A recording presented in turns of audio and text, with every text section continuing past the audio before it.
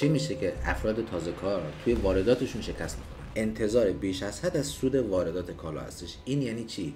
یعنی اینکه در همون ابتدا انتظار سود 200% 300% نداشته باشید. خیلی از افرادی که تجربه کافی دارن گاهن یه سود 30 تا 40% رو واسه بعضی از کالاهاشون در نظر میگیرن. عدم پیش بینی ریسک‌های فرآیند واردات کالاست.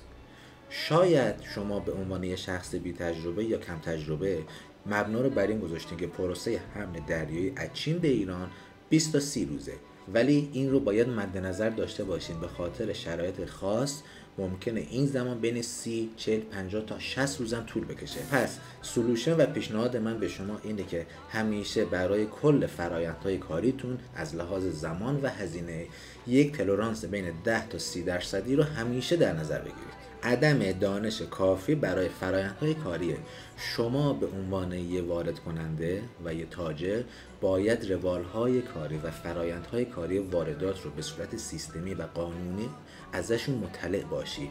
باید بدونی بعد از حمل کالا و رسیدن کالات به ایران چه مراحلی رو باید طی کنی. باید بدونی توی گمرک بعد از اظهار کالا چه فرآیندهایی رو باید طی کنی. عدم داشتن این دانش کافی منجر به طولانی شدن فرآیندها و نهایتاً بالا رفتن هزینه واردات شما خواهد شد.